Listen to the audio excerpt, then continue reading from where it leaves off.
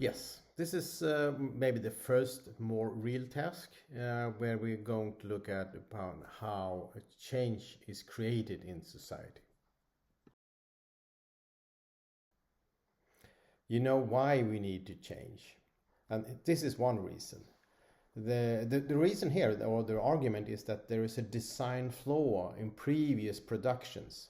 In this case, when it comes to plastics, that it's a great material, but it doesn't really you haven't had a sustainability in mind. So we create a lot of things with plastics, but we don't know how to handle it. So it's a design flaw, and we need to go back to basis and think: can we do this in other ways? It goes for plastics, but also for the industry where you're working. There are things there, I presume, that are not really designed to be sustainable. So that is where we start.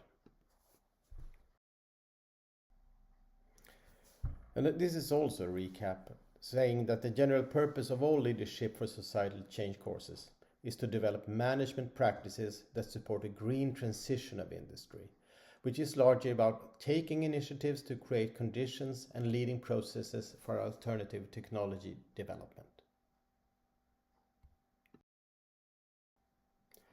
This is a general model for how you create systemic change, and you can check out the source if you like. It's free and online, open access.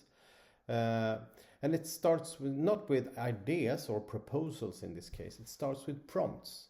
And prompts are the problems or the issues that we want to address.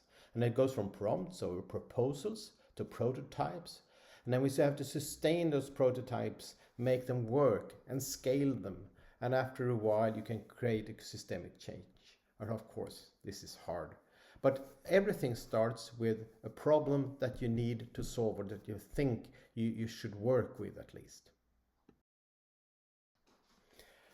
And if you check out this source, you can look more into what these different parts mean. And of course, there is a lot to read if you want to, but you don't need to. You have to get an idea of how this system or this process work.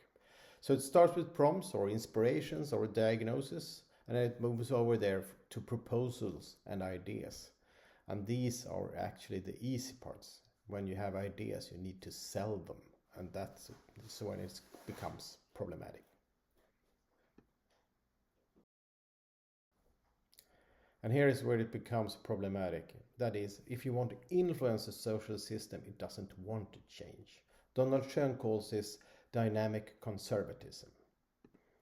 So there are always conservatism in organizations. And in order to overcome this or conservatism or resistance, you need to forcefully sell the idea.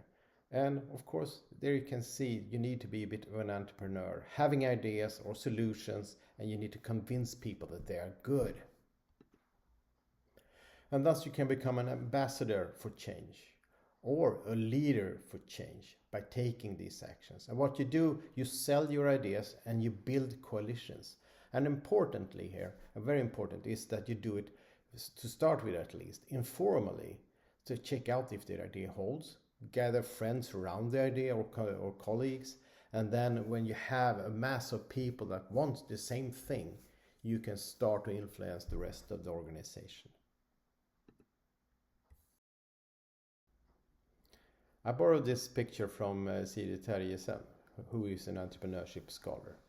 And what the picture says is that entrepreneurial ideas can be about a lot of things, but to start with, it can be about individuals. You want to solve things and make life better for maybe just one person, and maybe a bigger group, or even bigger, going to society and beyond borders. There's nothing that really says that this is entrepreneurship and this is not entrepreneurship. What it is that the entrepreneurial actions can be targeted toward different audiences. This leads us to your task, your first task here, and that is to start reflecting upon what you can do at your workplace. And for more information about that, please look into LoopMe and you get more instructions there. Good luck.